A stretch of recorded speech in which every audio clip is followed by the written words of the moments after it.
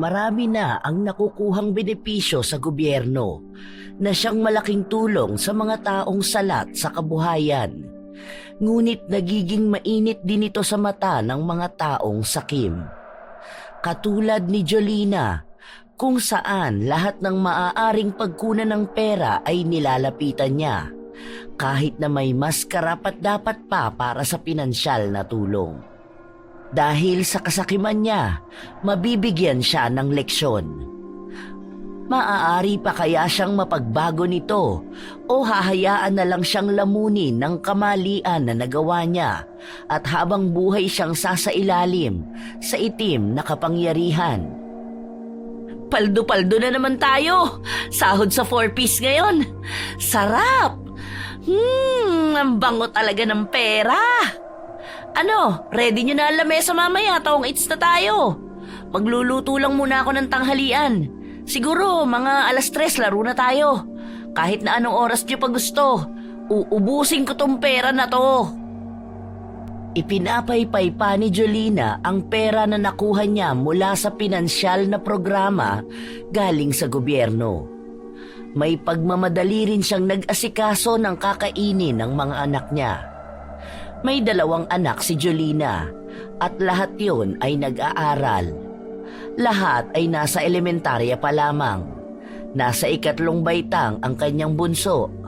Kasama siya sa tinatawag na Pantawid Pamilyang Pilipino Program o mas kilala bilang 4-piece.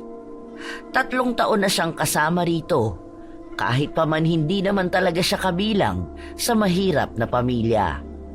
Ang asawa niya ay may magandang trabaho at tinutulungan siya ng mga kapatid niyang nasa ibang bansa. Kita naman sa kanyang bahay kung gaano kaganda ang estado ng kanyang buhay. Kaya kadalasan na ang perang nakukuha niya ay pinangsusugal niya o di kaya ay ginagastos lamang sa luho. Sustentado siya ng asawa, kaya kahit na minsan ay hindi naging problema sa kanya ang pera. O ano, game na? Nakapagluto naman ako ng pagkain para sa kanila eh. Kakain naman na yung mga yon pag uwi. Tara na, kahit hanggang bukas pa tayo matapos. Show money tayo ah. Baka yung iba dyan, wala namang panlaro, nakikisali rito. Ayoko pa naman yung nabibitin ako. Siguraduhin nyo lang na kaya nyo akong sabayan ha. Habang binabalasa ang baraha, biglang dumating ang pamangkin niya. Panganay na anak ng kuya niya na nasa ibang bansa. Dahil may kalapitan lang ang bahay ng pamangkin na si Julius, madalas na nasa bahay nila ito nakatambay, lalo na at wala rin siyang kapatid. Tita, kanina pa po kayo hinahanap ni Manang Cecil. Andito lang po pala kayo. Kanina pa po ako pabalik-balik sa bahay. Mabuti na lang at nagtanong po ako kung nasan kayo. Ay, ano ba naman yan, Julius? Sana sinabi mo na busy ako at marami akong inaasikaso. Hayaan mo siya. Ayoko mabadtrip at baka malasin lang ako sa pagsusugal ko. Umuwi ka na lang sa bahay. Kapag ando ng mga pinsan mo, sabihin mo na may merienda akong iniwan sa ref. Nakapagluto na rin naman ako ng ulam eh, kung sakaling gustong kumain ni Kira ng kanin. Ikaw rin, doon ka na sa bahay kumain, samahan mo muna sila. Bilisan mo na, umalis ka na rito. Huwag mo akong guluhin dito ah. Ang ganda-ganda pa naman ang laro namin. Sabi po kasi ni Manang Cecil, kung may pera na raw po ba kayo. Ang sabi niyo raw po kasi pauutangin niyo siya kapag nakapindot na kayo. May pindutan na raw po kanina, kasi nakasahod na ng 4-piece yung isang kapitbahay niya. Papuntahin ko po ba rito? Pabalik-balik na rin po yun kasi sa bahay kanina pang tanghali. Kawawa naman. Ang init pa naman. Aba, bakit mo pa pupuntahin dito? Sinabi ko na nga sa'yo na hayaan mo siya, di ba? Mangungutang siya eh. Alam na nga niya na kailangan ko rin ng pera. Hayaan mo siya. Matuto siyang maghanap ng kaperahan. Hindi yung kapag may kailangan siya, lalapit siya sa ibang tao. Kung sana ginagamit niya ang kukote niya, hindi puro bibig at pagpapaawa. Tanga-tanga kasi ng babae na yun eh. Kukupad-kupad sa bigaya ng ayuda. Nung nakaraan, nagbibigay ng pera yung tumatakbong konsehal, hindi niya tinanggap. Ang gusto, manindigan sa prinsipyo niyang hindi siya nagpapabayad ng boto. O ngayon, mamatay siya sa gutom. Ipansaing niya yung prinsipyo niya. Basta ako, wala akong pakialam sa kanila. Hanggat nakakakuha ko ng pera galing sa gobyerno, safe ako. Sige na, ibalasan nyo na yan. Ikaw, Julius, umuwi ka na. Kapag hinahanap ako ni Cecil, sabihin mo hindi mo alam.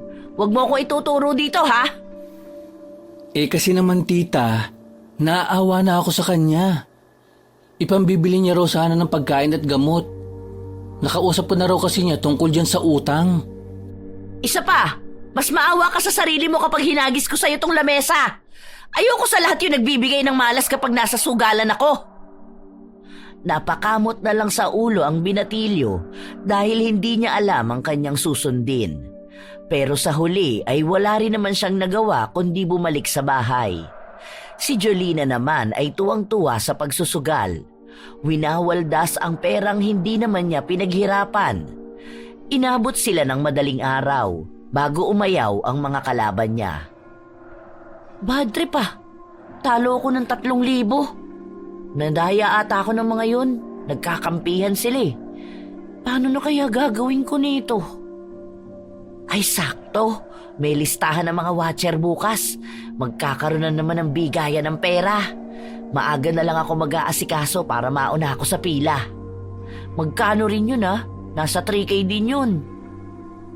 Umuwi si Jolina na tanging barya na lang ang laman ng bulsa. Para bang baliwala lang sa kanya ang pera na nilustay niya sa sugal dahil hindi naman talaga yon galing sa kanyang dugot pawis. Sa paglipas ng mga araw, palaging nangunguna si Jolina sa bigayan ng ayuda. Madalas ay nasa unahang listahan ang pangalan niya. Kahit na hindi siya magpunta, may naglilista na para sa kanya, lalo pat may kapit din siya sa barangay. Habang nagpapahinga sa loob ng bahay si Jolina, narinig niya ang sunod-sunod na pagkatok sa kanilang pinto. Aba, sandali lang naman! Bakit kailangan pang kumatok? Sa susunod tumawag na lang ah! Anong kailangan mo? Ate Jolina, makikisuyo lang sana ako. Mangungutang ka ba? Hindi ako nagpapautang eh. Ayoko ma-stress pagdating sa singilan. Pasensya na, subukan mo doon sa iba. Hindi naman po tungkol sa utang. Gusto ko lang sanang sabihin na baka pwedeng ako na lang ang pumalit sa pangalan ng asawa mo para dun po sa tupad. Kasi napansin ko na 3 pangalan ang nakalista. Yung sayo, sa asawa mo at sa kapatid mo. Pero wala naman dito yung kapatid mo at hindi rin naman po magagawa ni Kuya Bong na maglinis kasi po may trabaho siya. Nagbabaka sakali lang po ako kasi kailangan din namin ng pera. Bakit ka ba nakikialam? Sinisilip mo ba ang mga nakukuha ng pamilya namin? Aba, para saan pa? Kasama ka ba doon sa mga inggit na inggit kaya hilig manira ng kapwa? Hindi naman po yun ang ibig kong sabihin. Nagbabaka sakali lang ako. Galing kasi ako sa barangay at may nakapagsabi sa akin na ganun nga ang nasa listahan. Medyo unfair naman sa part namin yun, kahit ito lang po sana. Kasi nasa 4-piece ka naman po eh. May iba pang mga bigayan na kasama ang pangalan ninyo. Hindi! Ayoko ipalis ang pangalan ng kapatid at ng asawa ko doon. Ang galing mo naman! Sino ka ba para pagbigyan ko? Gusto mo lang akong utakan eh. Aba Maria, matanda na ako para lamangan mo pa. Hindi ko nakasalanan kung hindi ka napasama sa listahan dahil siguro hindi ninyo deserve yon. Ang sugapa mo naman kung pati to gusto mo pang alisin sa akin. Mahiya ka naman. Ang punto ko po rito, hindi naman po kasi nakakapaglinis ang asawa nyo. Paano naman po siya pipirma doon? Baka masayang lang din. Kaya nga po ako nagpunta rito para sana maging maayos ang usapan natin. Huwag naman po kayong magalit. Ang ayos ko naman pong humarap sa inyo. Ako na ang bahala doon. Nakakasira ka ng araw, alam mo ba yon? Doon ka na nga. Ayoko nakikipag-usap sa mga ganyan, lalo na sa mga hampas lupa na gaya mo. Ang kitid pa ng utak, hindi makaunawa ng kapwa. Diyos ko po, patawarin talaga. Pabalagbag na isinarado ni Jolina ang pinto at bumalik sa kanina niyang pwesto. Sa paglipas ng mga araw, hindi siya tinitigilan ni Maria na pakiusapan. Ngunit ilang beses niya rin itong tinatanggihan. Pinagtatabuyan niya ito na para bang isang hayop na ayaw niyang makita. Nasisira rin ang kanyang araw sa tuwing nagkakasalubong ang kanilang landas dahil alam niyang pipilitin lang siya ni Maria na ipaubaya na sa kanya kahit isa lang sa mga nakalistang pangalan para sa tupad. Diba? Sino ba namang hindi maiinis sa kanya? Ang tanga niya kasi. Kung sana nakipila siya ng mas maaga, hindi sana siya ganyan. Hay nako, pinababayaan ko na lang sila.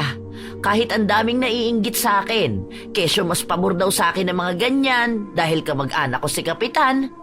Ay ano naman? Kasalanan ko ba na kaming mga kamag-anak ang inuuna? Bakit kasi hindi sila magpapasok ng kamag-anak nila sa gobyerno? Sa bagay, sino ba naman boboto sa mga kamag-anak nila? Katulad lang din naman nilang mga dukha at walang alam.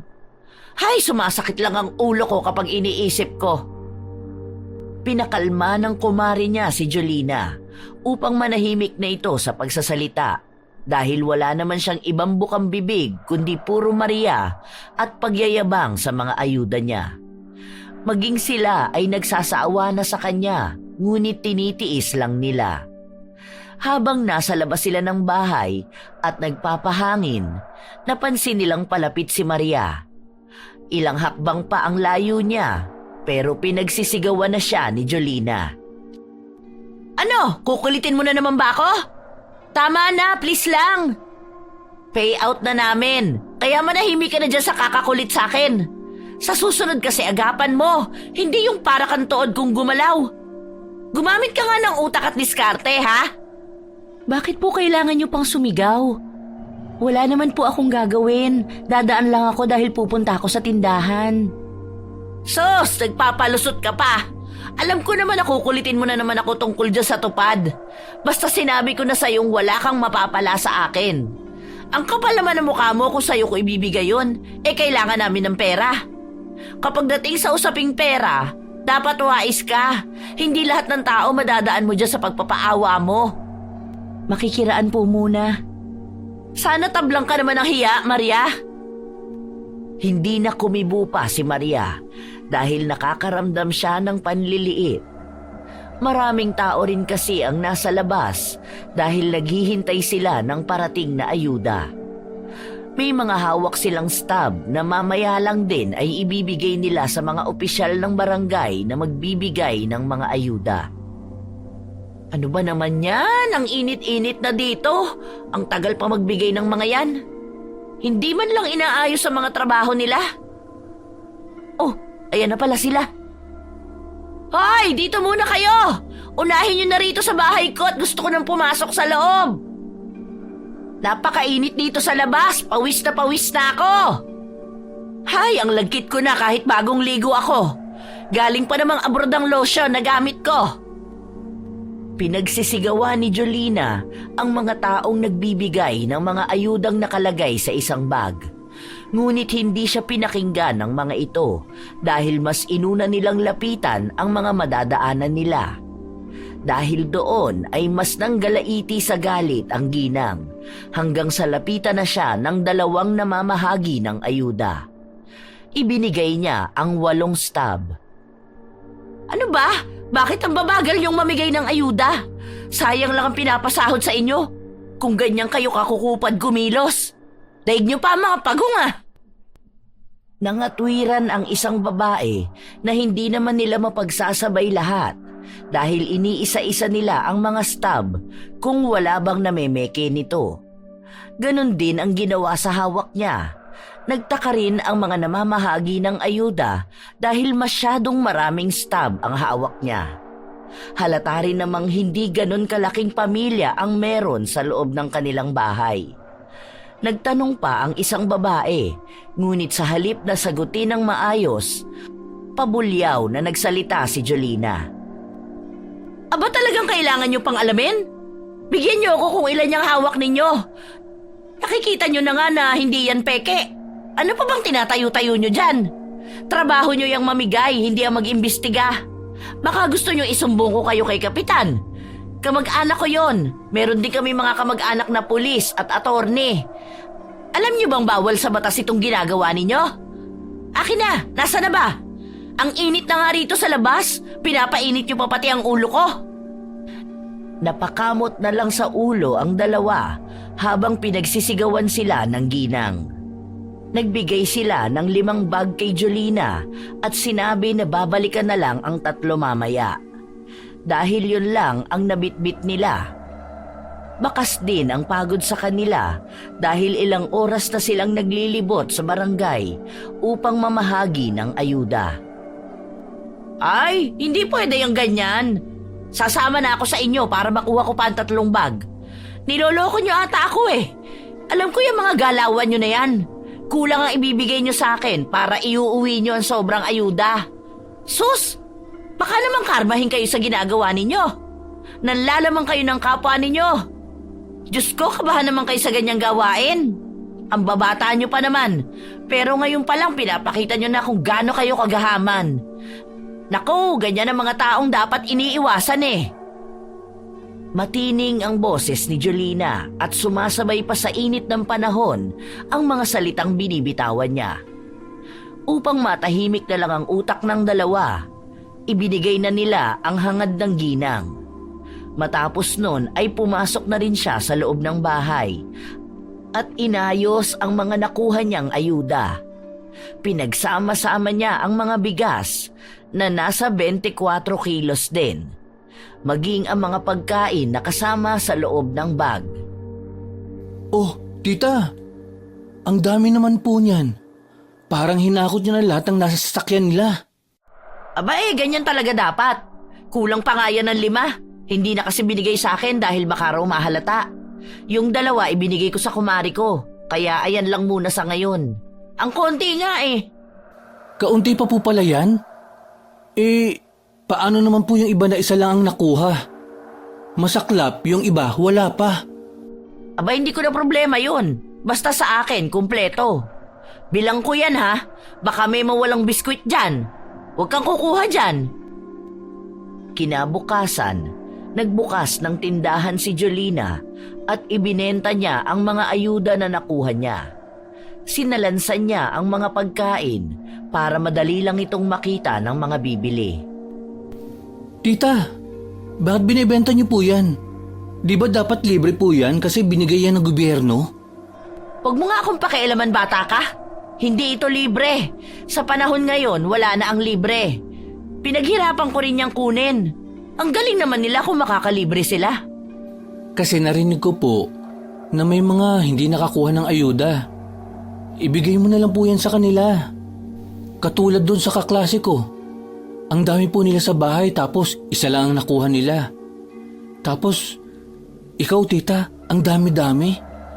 Hindi naman lahat yan makakain. Tignan mo po yung sardinas. Hindi naman ganyan ang brand na kinakain nyo dito sa bahay. Hindi naman yan kumakain si Kira. Ibigay mo na lang po yan sa kanila. Kawawa naman sila. Mamaya, ma-expired lang yan. Masayang pa. Katulad po last year, yung mga noodles na bulok lang. Para sana po mapakinabangan pa ng iba, tita. Hindi ko problema ang mga problema nila. Hindi ako ang naghihirap, kaya wala akong pakialam sa kanila. Dapat maging mautak sila sa buhay. Kaya nga mahihirap pa rin sila hanggang ngayon dahil hindi nila ginagamitan ng diskarte ang mga bagay-bagay. Paano nga po sila makakadiskarte kung may mga nang-aabuso? Paano po magiging pantay-pantay ang lahat kung may mga gustong makalamang?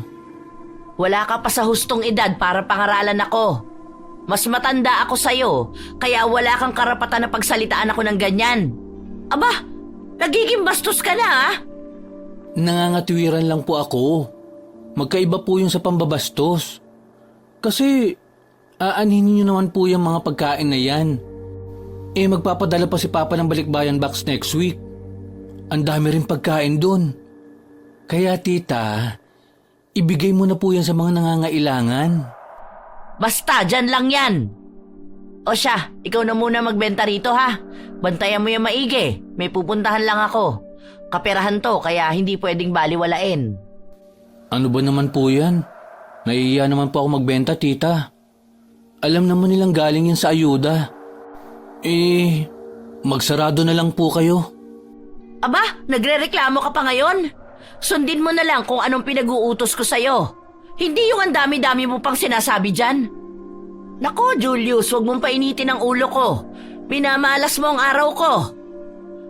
Kapag nagkaroon ng aberya mamaya ang kuhanan ko ng pera, nako, sinasabi ko talaga sa'yo. Sa'yo ko ibubunto ng galit ko.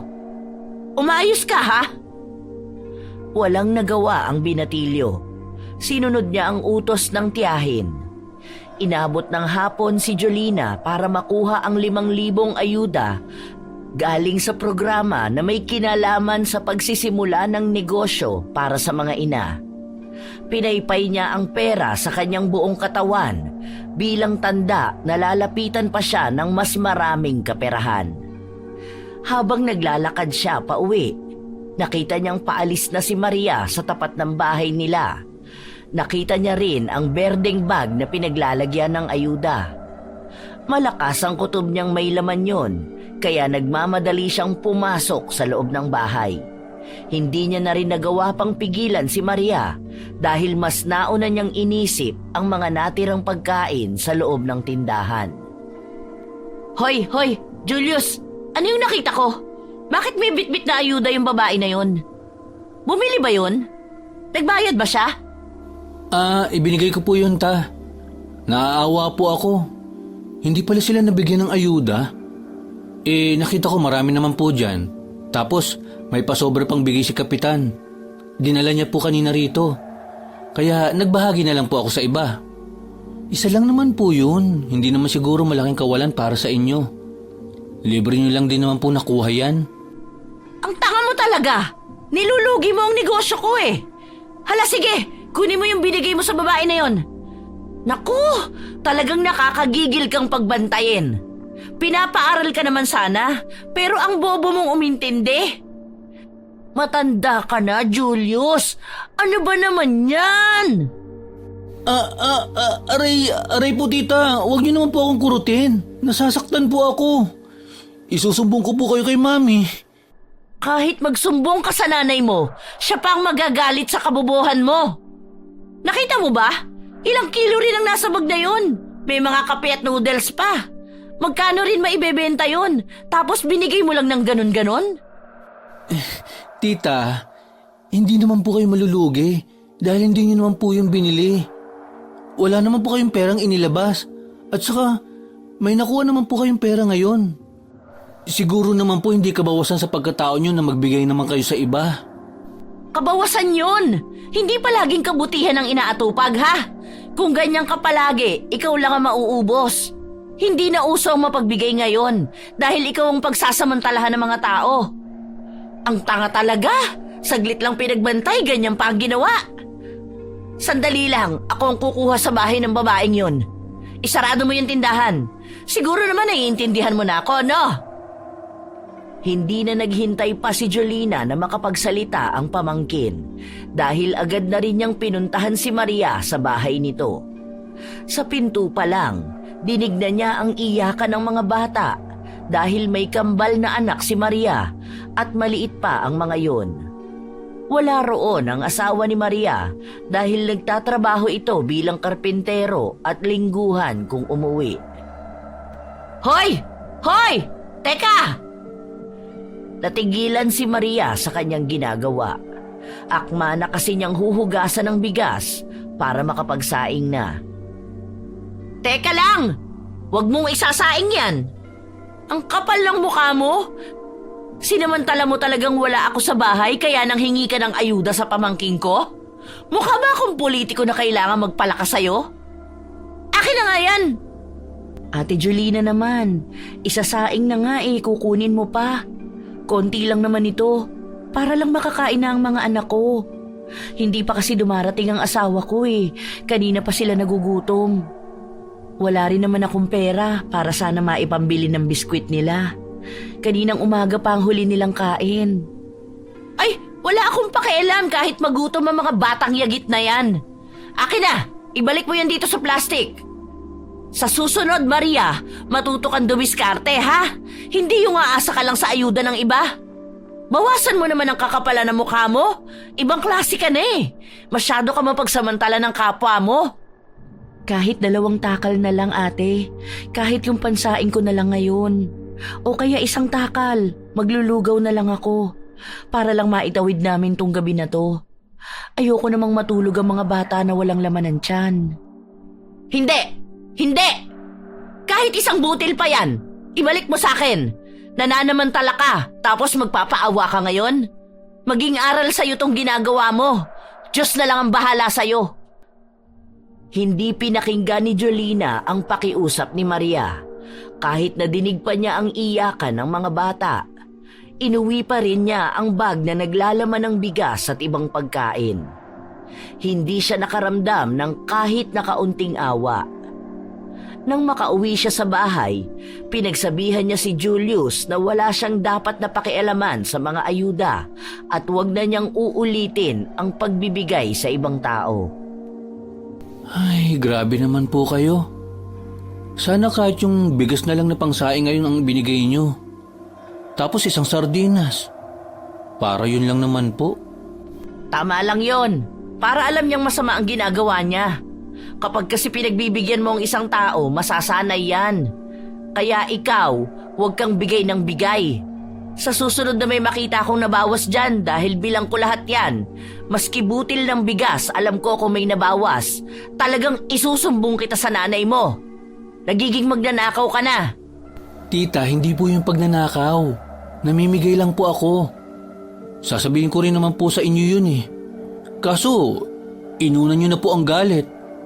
Tapos, ang nakakahiya pa, pinuntahan nyo pa siya sa bahay nila. Walang nakakahiya sa ginawa ko. Siya ang dapat na mahiya. Hindi siya dapat ganun umasta, kahit na nagugutom na ang pamilya niya. Alam niya kasi na mabait ka eh. Kaya sa'yo siya lumapit. Kung sa akin yan, baka mas masasakit na salita pa ang narinig niya. Yun na nga po eh. Kasi ganyan kayo magsalita. Tapos, hindi nyo rin naman tutulungan. Ay, gabi na, Julius. Bakit gusto mo pang maubos ang oras natin sa pagtatalo na to?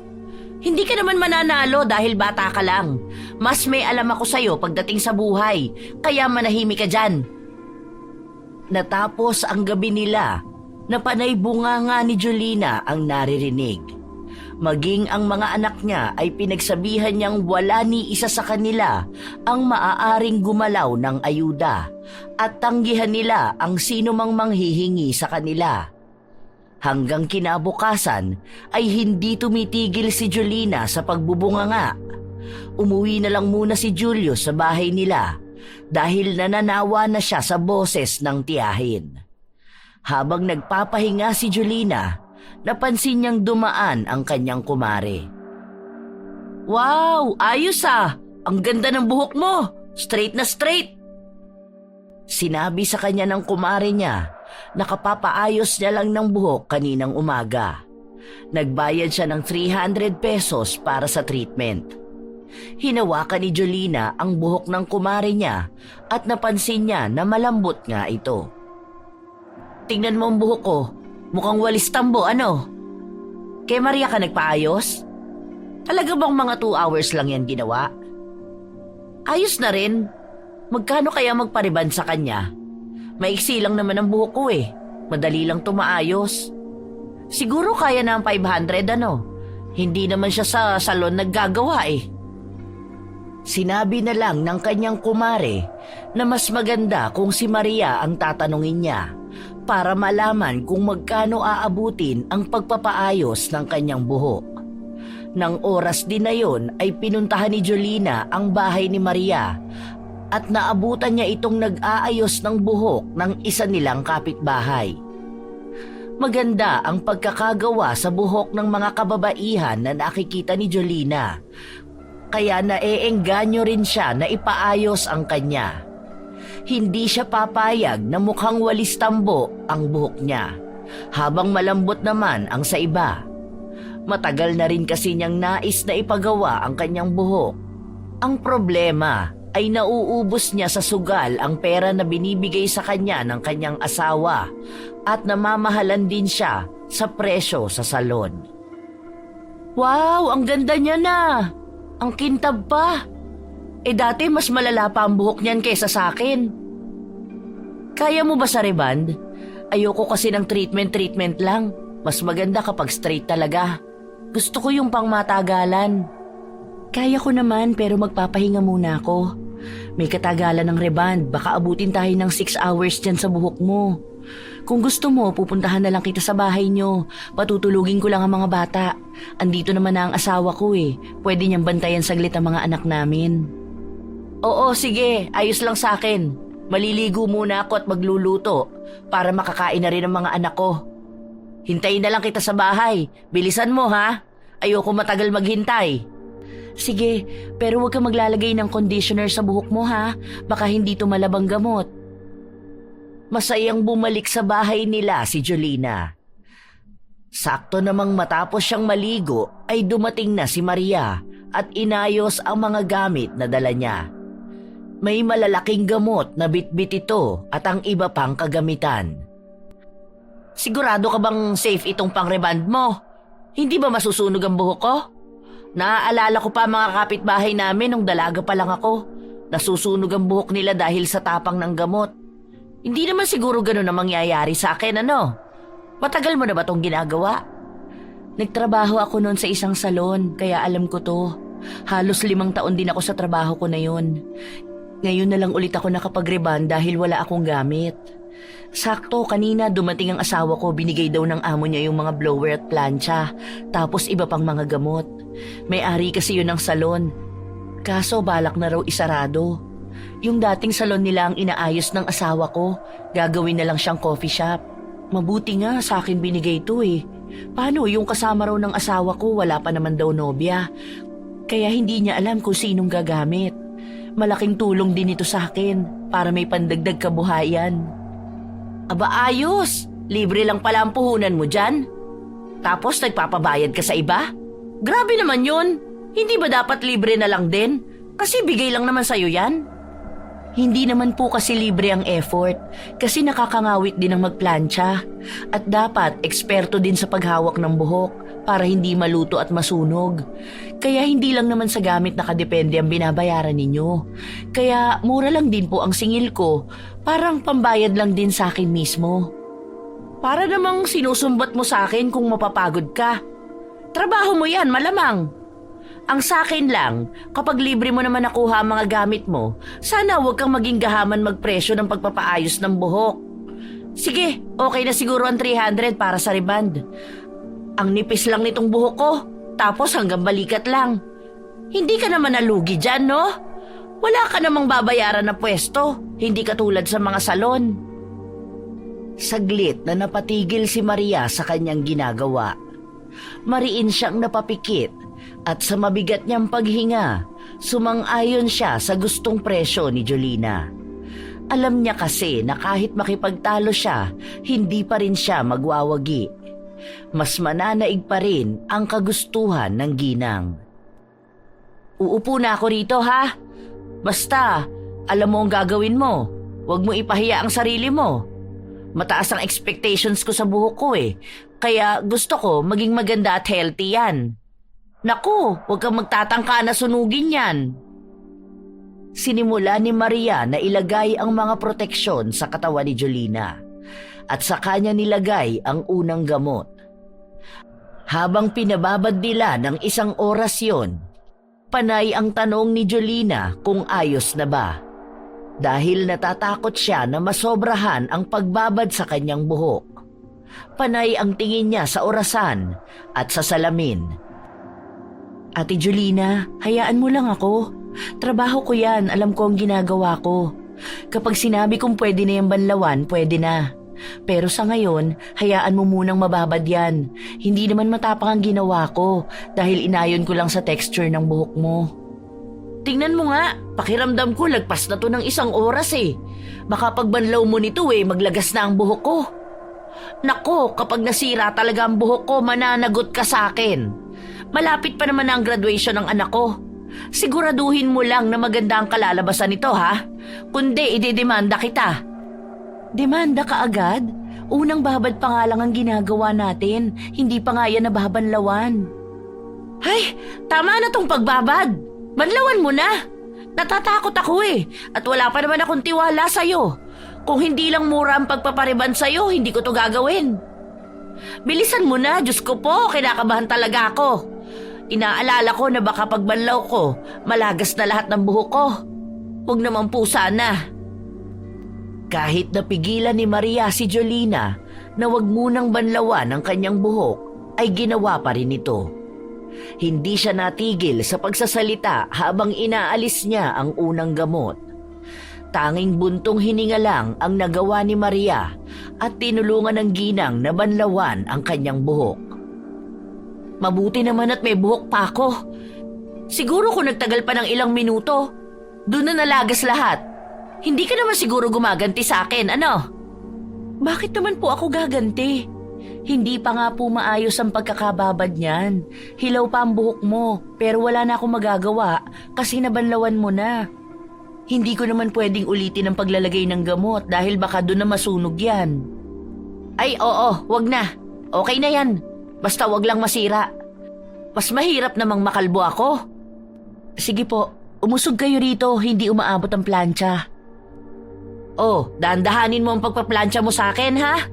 Baka mamaya mapaso mo ang anit ko. Ang tenga ko, tingnan mo, maayos ba ang nakatabing? Double check mo muna, huwag kang basta lang gumalaw dyan. Siguraduhin mo munang safe ang kliyente mo. Siguro kung nasa salon ka, baka nawalan ka na ng trabaho dahil sa dami ng reklamo sa'yo. Alam ko po ang ginagawa ko. Ilang taon ko itong trabaho. Hindi ko naman nakakalimutan to. Hayaan mo lang po ako kasi ako ang gumagawa sa buhok nyo. Kahit nung nagtatrabaho ako sa salon, wala akong reklamo na natatanggap. Hinahanap pa nga ako ng mga customer dahil ako ang nire-rekomenda sa kanila. Sus! Malamang yan ang sasabihin mo. Kwento lang naman eh. Wala naman akong kakilala na naging kliyente mo kaya bakit ako maniniwala sa'yo? Ganyan naman ang sinasabi ng karamihan para magtiwala sa kanila. Itanong niyo po sa mga kakilala niyo rito. Alam po nila na magaan talaga ang kamay ko.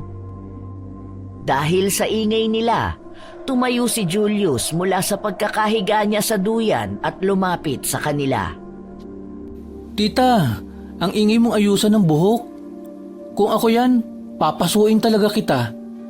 Hindi ka nalang manahimik. Kanina pa po ako inaantok, hindi ako makatulog sa boses mo.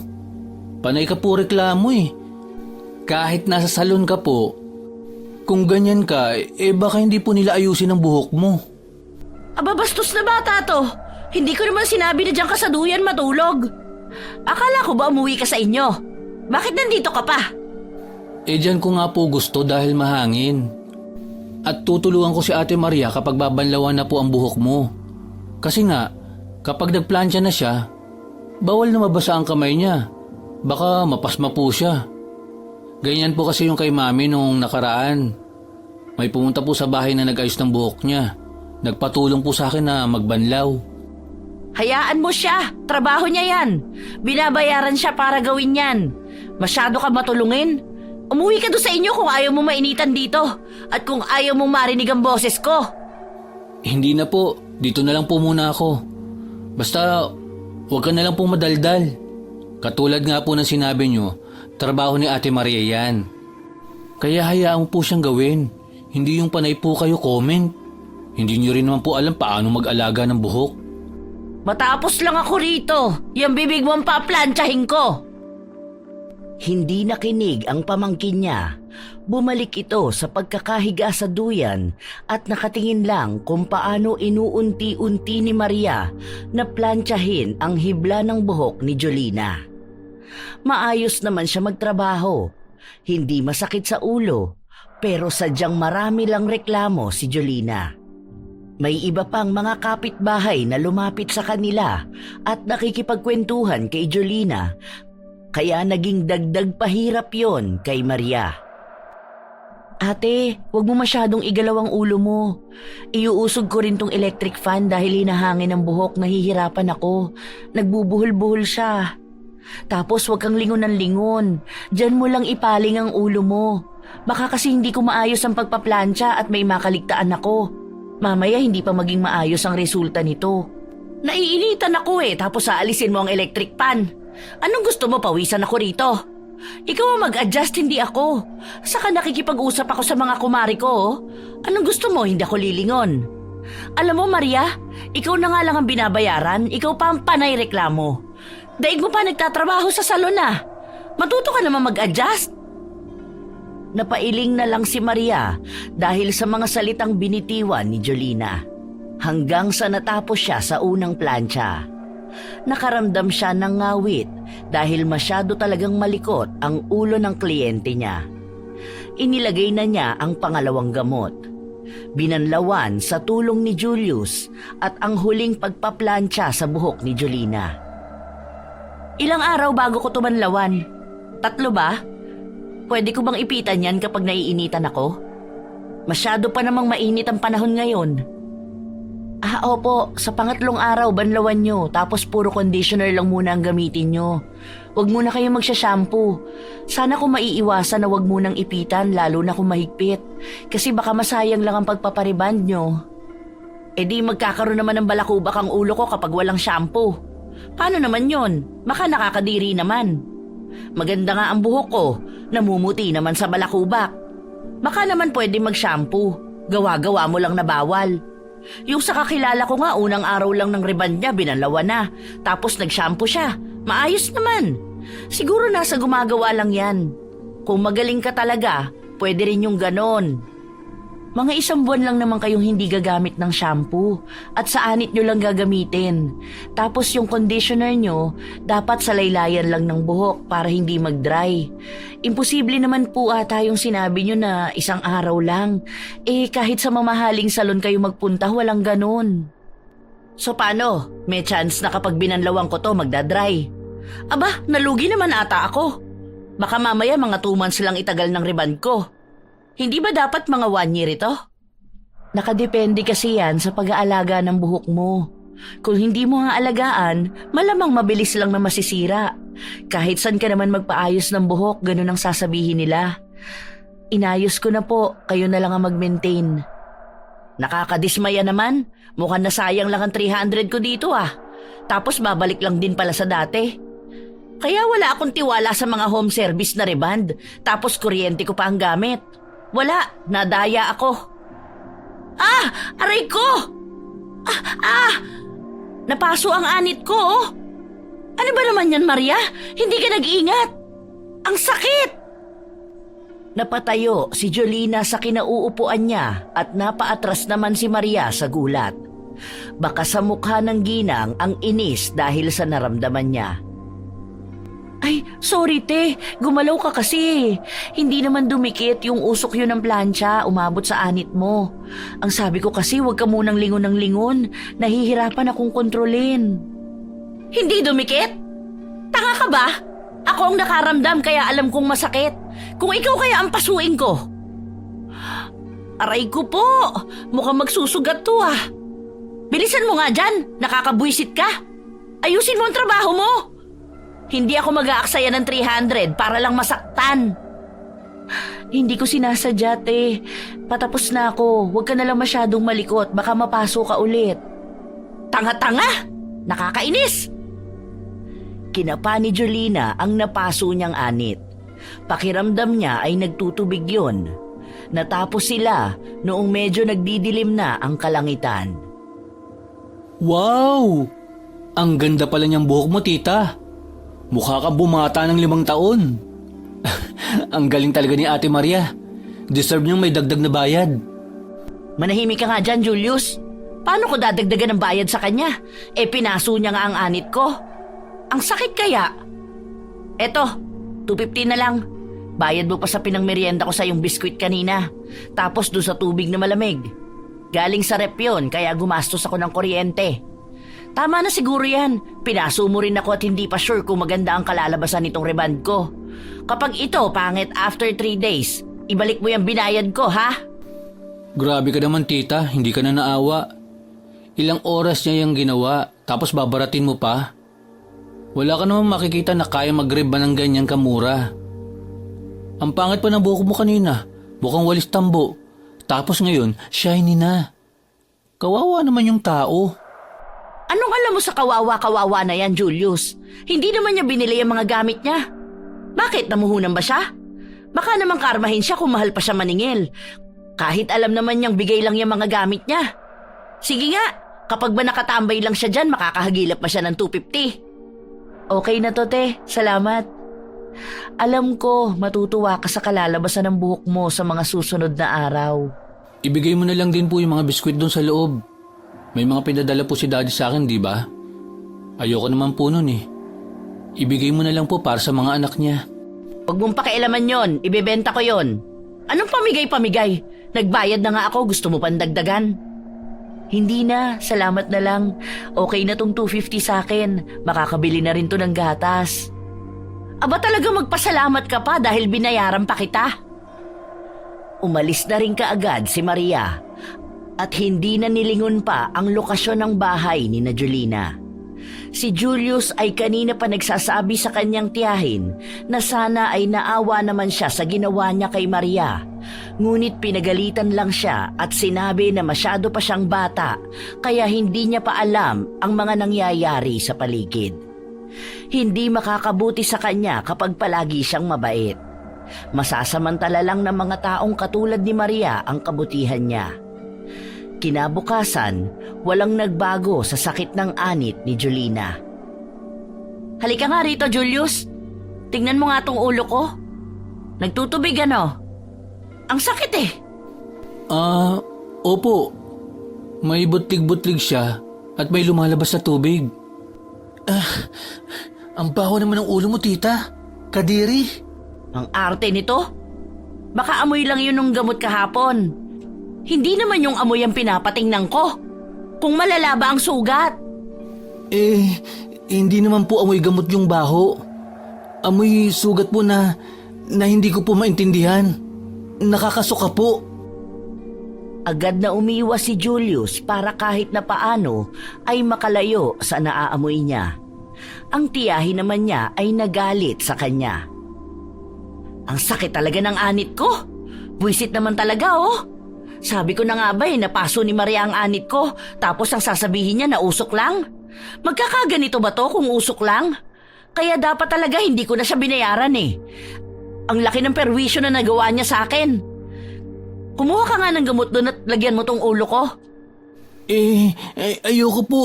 Ang baho niyan. Umaalingasaw po eh. Baka masukahan ko lang po ang ulo niyo. Huwag ka mag-inerti dyan. Ano, bakla ka ba, ha? Kumuha ka na doon, ang aga-aga pinapainit mo ulo ko. Hindi na nakatanggi pa si Julius. Sinunod niya ang utos ng kanyang tiyahin. Kumuha siya ng kapsulang gamot at ibinuhos niya ang laman nun sa nagtutubig na sugat sa ulo ng tiyahin. Habang kinakalat niya ang gamot, sumasalubong sa kanya ang kakaibang amoy ng sugat. At dahil katatapos lang kumain ng bata, naisukan niya ang mga kinain niya sa ulo ng kanyang tiyahin. Ay! Buwisit ka talaga, Julius! Bakit mo sinukahan ang ulo ko? Tanga mo talaga! Nakakadiri ka! Ano na gagawin ko ngayon? Maliligo ako kahit na hindi pa pwedeng basain ang buhok ko? Nakakainis! Sinabi ko naman po kasi sa inyo na hindi ko po kaya eh.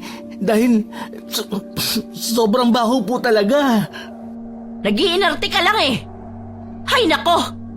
Bakla ka talaga! Walang pagpipilian si Julina kundi ang maligo dahil puno ng suka ang kanyang ulo. Habang tumatama ang tubig sa kanyang anit, para bang nasusunog ito. Kaya mabilisan lang din siyang naligo upang palagyan ulit ng gamot ang ulo niya.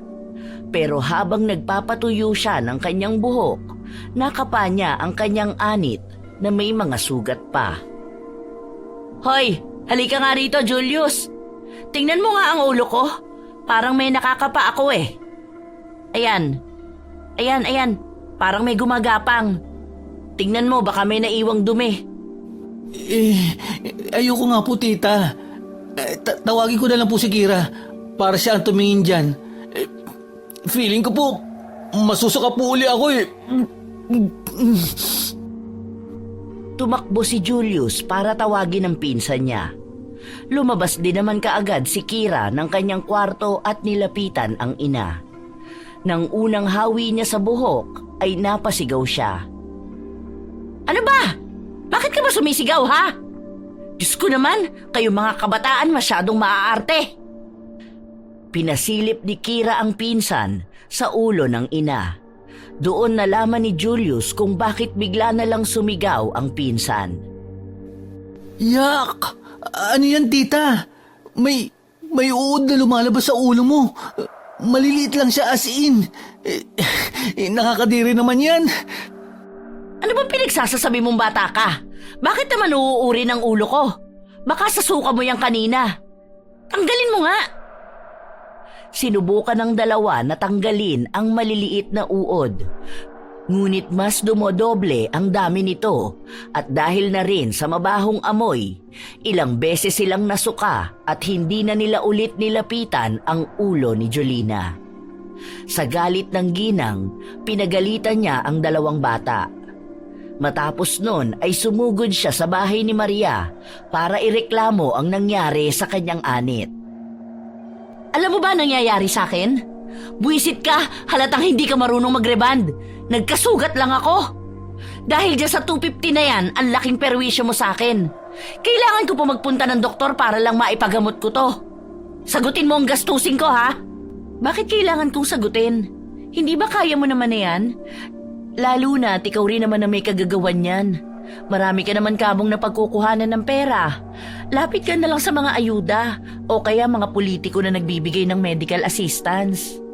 At talagang namimiloso po ka pa? Siguro dahil sa inggit mo kaya mo ako ginanito. Ano? Sabi na pakitang tao lang yung murang serbisyo mo ng reband. Sana, karmahin ka dahil dyan sa masama mong ugali. Kung nakakarma ang mga taong may masasamang ugali, siguro dapat tanungin mo ang sarili mo kung kasama ka na ba sa mga nakakarma. Huwag mo isisi sa akin ang mga nangyayari sa'yo. Sige, maging masaya ka ngayon dahil sinasabi ko sa'yo, sa oras na maging maayos ako, gagantihan kita. Sa'yo na yan 250 na bayad ko para sa buhok kong sinira mo. Animal ka talaga! Galit na bumalik si Jolina sa kanilang bahay. May mga kakilala siyang nasasalubong pero nilalayuan siya dahil may mga likidong tumutulo galing sa kanyang ulo. Kapag nadadaanan niyo ng hangin ay nangangamoy malansang sugat. Sinubukan ni Jolina na gamutin ang sugat sa anit. Pinaligo na rin niya ang mga erbal, naglagay ng mga pamahid at nagpunta sa doktor. Ngunit walang nagbago. Ano kayang nangyayari sa akin? May mga maliliit na uod na lumalabas tuwing 8:00 ng umaga. Tapos sobrang hapdi pa ng anit ko. Parang minuminuto na papaso. Ay, buwisi talaga. Baka po kasi nakakarma ka na nga, tita. Naririnig ko po kasi sa kapitbahay natin na baka yan na ang balik sa'yo ng kasakiman mo. Sinong kapitbahay yan? Baka si Maria yan. Nagpapakalat na naman siya ng mga maling balita. Ano, siya na ngayon ang bida sa lahat. Hindi lang naman po si Ate Maria. Marami pa po sa ibang kapitbahay natin dito. May kuhanan nga raw po pala ng ayuda bukas. Hindi ko po alam kung makakasama ka po ron. 2,000 raw po yun eh. Bukas? Sino nagsabi? May listahan daw ba? Bakit wala man lang nagbabalita sa akin? Tingnan mo, mga sakim talaga sila. Dapat sila ang nakakarma hindi ako. Bakit nila tinatago sa akin na may bigayan ng pera bukas? Baka akala nila galing sa sarili nilang bulsa yon. Galing naman yun sa gobyerno. Hindi ka naman po makakasama doon. Dahil asawa ng mga mangingisda lang daw po ang mabibigyan. Hindi naman po mangingisda si Tito. Aba kahit na. Lahat ng bigayan ng pera at ayuda dapat meron ako. Anong oras ba yun bukas? Makikipila ako. Hindi ko po alam. Baka 8 a.m. po. Ganun naman po kadalasan ang kuhanan ng ayuda, di ba? Tinandaan ni Jolina ang sinabi ng kanyang pamangkin. Kaya kinabukasan ay maaga siyang nagising at nag-ayos. Nagsuot na lang siya ng pantakip sa kanyang ulo para hindi makita ng iba ang sugat niya. May bitbit din siyang bimpo na ipamumunas niya sa kanyang ulo kung sakali man na may tumulong likido.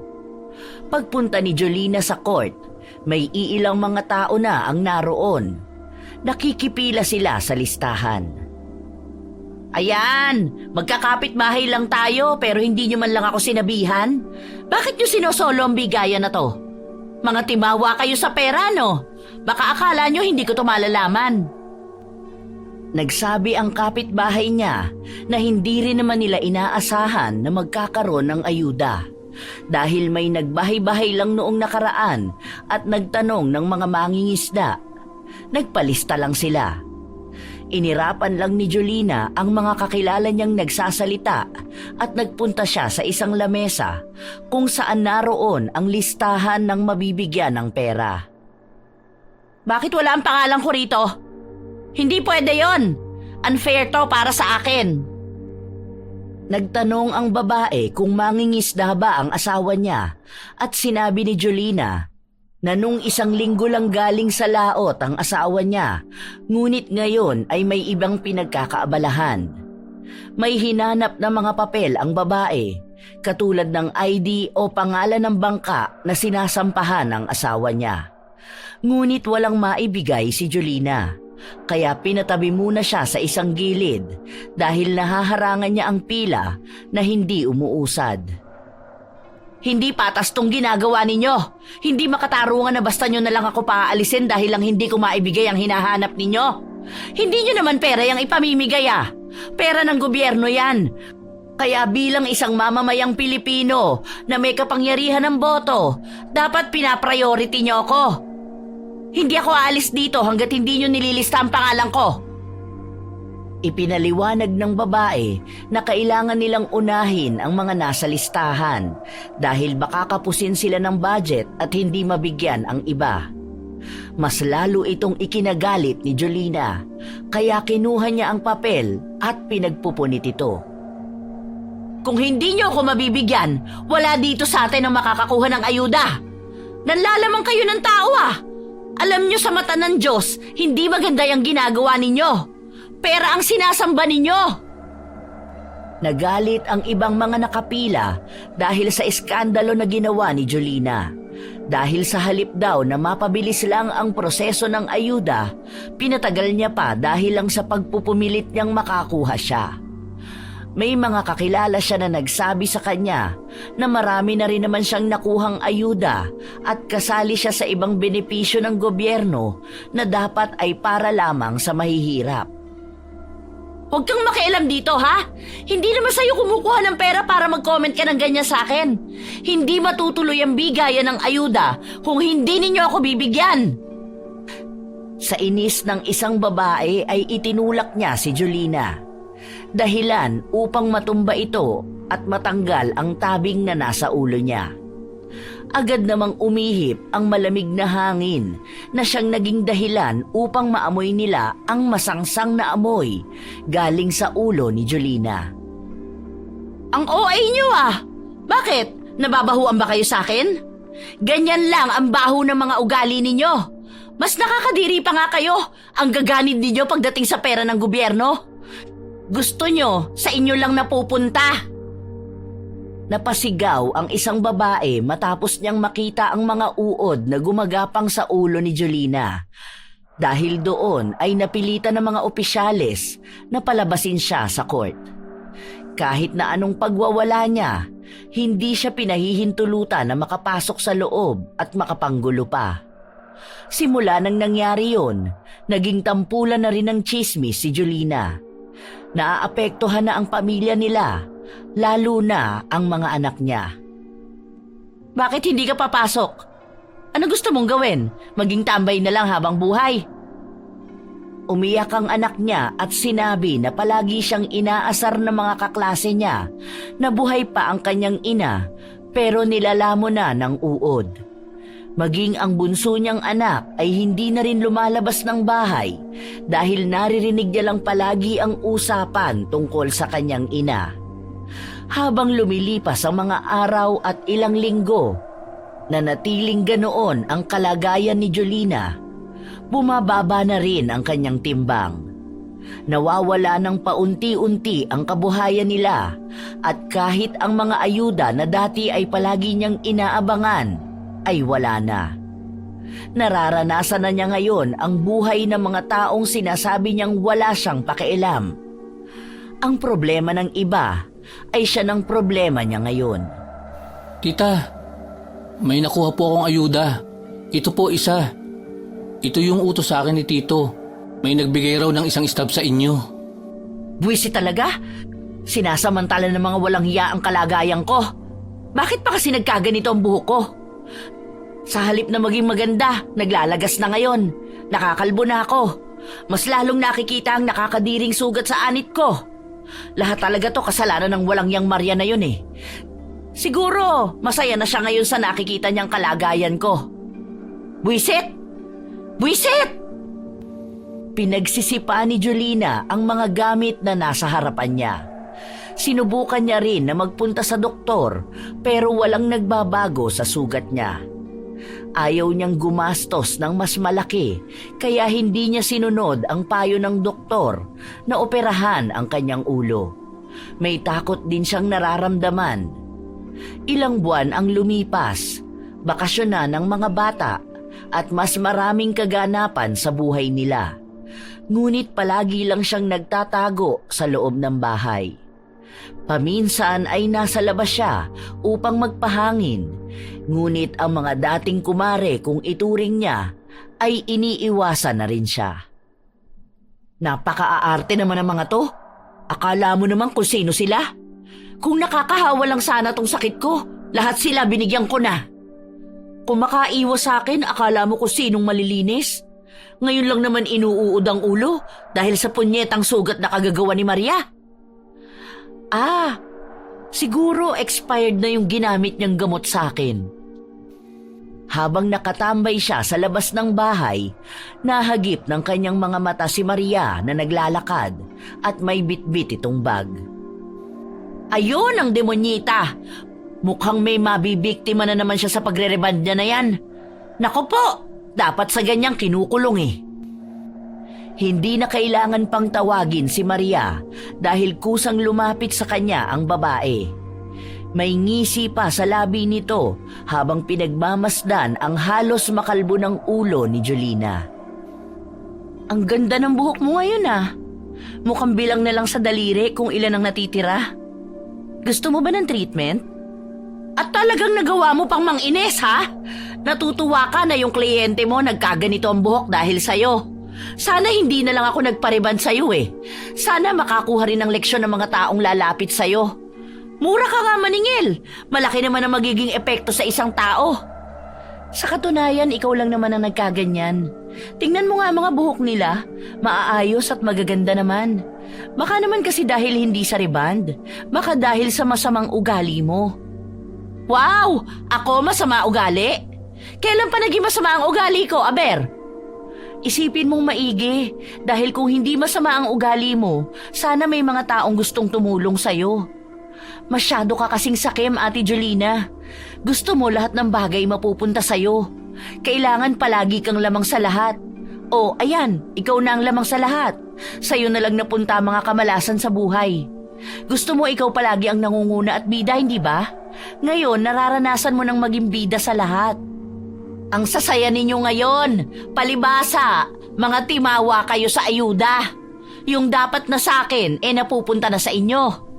Sige lang, magpakasaya lang kayo dahil kapag nakarecover ako, mababawi ko rin lahat yan. Sige, yung mga bigas na nakukuha ninyo, lamunin ninyo lahat yan. Kaya hindi ka gumagaling eh. Kasi yung ugali mo mas nauna pang nabulok kaysa sa ulo mo. Ay talaga, masama na ang tingin ninyo sa akin dahil halata namang naiinggit kayo sa akin noon. Kasi mas marami akong ayuda kaysa sa inyo. Kasalanan ko bang mas maagap ako kaysa sa inyo, ha? Siguro hindi sapat yung nararanasan mo para ma-realize mo ang mga bagay-bagay. Tama lang yan, panghabang buhay mo na lang yung pagdusahan. Dahil hanggat hindi nagbabago ang ugali mo, hindi magbabago ang kalagayan mo. Hindi na naghintay pa si Maria na makapagsalita ang kausap. Mas lalo lang nabubuo sa kanya ang galit. Si Jolina naman ay wala pa ring pakialam. Ngunit nang makaalis na si Maria, napasigaw siya dahil sa sobrang sakit ng anit niya. Julius! Julius! Halika rito, Julius! Ano pong nangyayari, tita? Bakit po kayo sumisigaw? Ha? Hala, ano pong nangyayari sa anit nyo? Grabe, ang lalaki at bubuong nana ang lumalabas. Parang sinusunog ang anit ko. Diyos ko po, ano bang nangyayari sa akin? Bakit ba ganito? Humingi ka ng tulong, hindi ko na to kaya. Agad na itinakbo ni Julius ang tiyahin sa ospital upang maagapan ang sakit na nararamdaman. May ginawa ang mga doktor sa kanyang sugat. Tinurukan din siya ng mga gamot. Ngunit lahat yon ay inilabas lang din ng tubig na galing sa kanyang anit. Hindi na napigilan ni Jolina ang maiyak dahil walang kahit na anong bagay ang kayang magpagaling sa kanya. Pakiramdam niya ay unti-unti na rin siyang nilalamon ng kamatayan. Ngunit pinahihirapan muna siya. Simula noon, hindi na nawala ang sakit sa kanyang anit kahit na lumipas ang ilang linggo. Nakaratay na lang siya sa kanyang higaan, hindi na niya magawang makatayo. Ang mga anak niya ang nag-aasikaso sa kanya sa tulong din ni Julius. Ano kaya ang nangyayari sa akin? Bakit ako pa ang nagkakaganito? Bakit sa akin pa? Pwede namang ibigay ang problema na ganito sa ibang tao. Baka po kasi kailangan nyo na rin magkaroon ng pakialam sa iba. Baka kapag sa iba po nangyari yan, ang sasabihin nyo lang, hindi nyo na problema yan. Ngayon na problema nyo na yan, baka maunawaan nyo na rin po yung ibang tao. Hindi man po kaparehas ang sitwasyon nyo, pero mauunawaan nyo po na lahat ng tao ay may kanya-kanyang pinagdaraanan. Hindi kumibo si Jolina. Nakatitig lamang siya sa kisame habang iniisip ang mga sinabi ng kanyang pamangkin. Doon lang bumalik sa kanyang isipan ang mga ginawa niya. Hindi niya mawari kung paanong sa ganitong kalagayan niya pa mapagtatanto na siya ang tunay na naging sakim. Wala siyang pakialam sa paghihirap ng iba, basta siya ay masaya. Sa paglipas ng mga araw, naubos na ng tuluyan ang buhok ni Jolina. Ngunit walang nagbabago sa mga sugat niya. Pinapaliguan na siya ng pinakulong erbal. May mga pinapahid din na galing sa doktor. Ngunit mas lalo lang lumalala. Kahit na ano pang gawin niyang paggagamot, mas nagiging masakit sa pakiramdam. Tita, may pindutan daw po ng 4-piece ngayon. Ako na lang po ba ang pipindot? Nasaan po ba ang ATM? Huwag mo na munang pakialaman yan. Hindi ko yun kukunin dahil ipapalipat ko na lang yun sa pangalan ni Maria. Oh? Bakit naman po? Bigla naman po kayong bumait. Baka mamamatay ka na po. Nagtataka lang po ako. Kasi kapag pindutan na ganyan, mas nangunguna ka pa po. Ay madalas nga po sumisingit ka pa sa pila para lang makauna ka. Tapos ngayon, bigla mo na lang naisip na ipamigay sa iba? Parang hindi na po ikaw yan.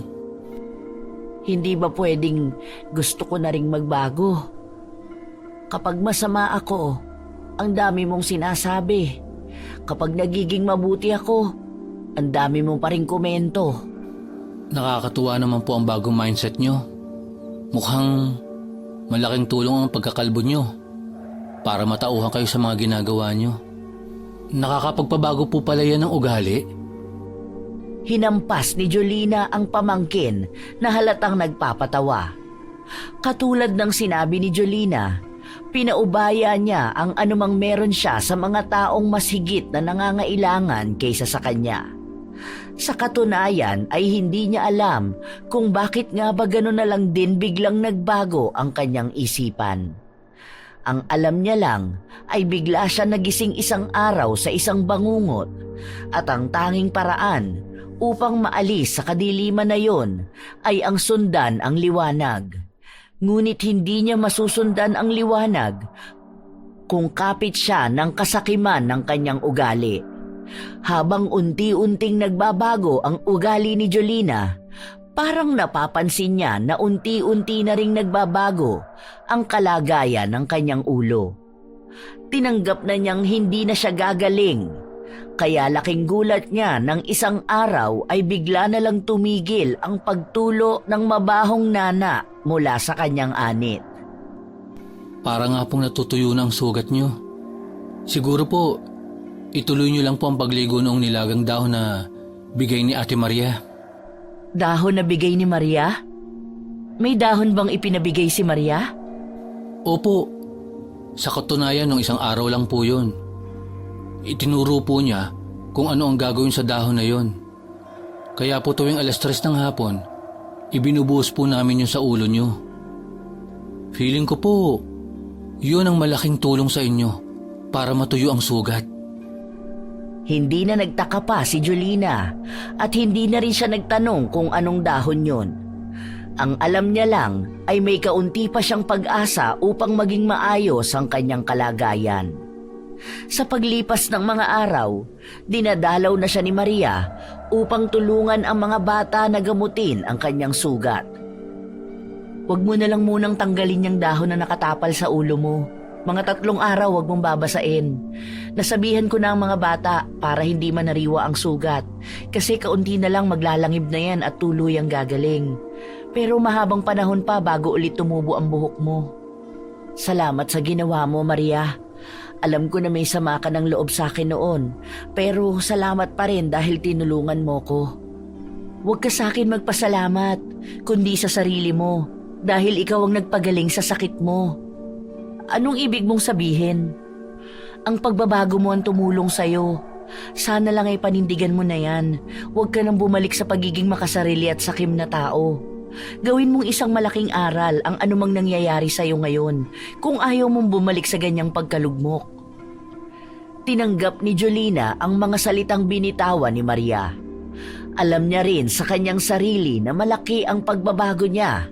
Lalo na at sa mga naranasan at naramdaman niya, may panibagong pinto na nagbukas upang mas makilala niya ang bago niyang sarili. Sa paglipas ng mga linggo, buwan at taon, tuluyang naghilom ang sugat ni Jolina at naging maayos na ang kanyang buhay. Malaki ang naging pasalamat niya kay Maria na siyang tumulong din sa kanya. Tita, may 3 stab na bigay sa akin si Kapitan. Iyo daw po itong lahat. Basta, inabot niya sa akin ito eh. Tingin nga ako. Kanino tong 2? Ay, kinamang Raul pala to eh. Bakit dito binigay sa akin? Sige, dalhin mo yan sa kanila. Sabihin mo na lang na baka namali ng bigay si Kapitan. Kawawa naman ang mga yun. Ilang pamilya sila sa bahay nila, tapos ibibigay lang sa iba ang para sa kanila. Hindi kaagad kumilos si Julius. Nakatingin lang siya sa kanyang tiyahin. Oh, bakit ganyan ka tumingin sa akin? Anong meron? May mali ba sa mukha ko? Bakit po binibigay mo nitong ganito? Totoo po ba na nagbabago na kayo, tita? Kasi po dati, halos makipagpatayan kayo para lang dito. Tapos ngayon, kayo na po ang kusang nagbabalik sa kanila. Ikaw talagang bata ka. Matagal na akong nagbago. Hindi naman yan magiging kabawasan sa akin. Kung para sa akin, simpleng bagay lang yan. Alam kong sa iba malaking tulong yan. Sige na at baka mabatukan pa kita. Nagtawanan ng magtiyahin matapos yung sabihin ni Jolina. Umalis na rin naman kaagad si Julius upang sundin ang utos ng tiyahin. Hay, napakagaan naman sa pakiramdam nito. Hindi ko alam na ganito pala kagaan sa dibdib kapag alam mong may nagbabago sa sarili mo. Alam kong marami pa akong dapat na malaman tungkol sa sarili ko at sa buhay ko. Ang mahalaga ngayon ay nagkakaroon na rin ako ng pakialam sa kapwa ko. Walang mas hihigit pa sa tuwang nararamdaman ni Jolina. Dahil sa pagbabago niya, nagkaroon na rin siya ng mga kaibigan sa kanilang lugar. Isa na siya sa tumutulong sa mga kabarangay niya at kalaban na siya ng mga taong sakim. Sa huli ay naging magkaibigan din sila ni Maria dahil nang humaba na ulit ang buhok ni Jolina, natuloy na rin ang pagpapaganda rito. Inisip na lang ng ginang na ang mga nangyari sa kanya ay maaaring isang pagsubok sa buhay niya upang imulat siya sa isang bagong pananaw na makakatulong sa kanyang sarili at komunidad. Na ang pagiging sakim at gahaman ni minsan ay hindi magbibigay ng pangmatagalang ginhawa. Maluwag sa kanyang kalooban na tinanggap ang pagtatantong mas masaya pa ring maging patas sa mundong walang nakatataas.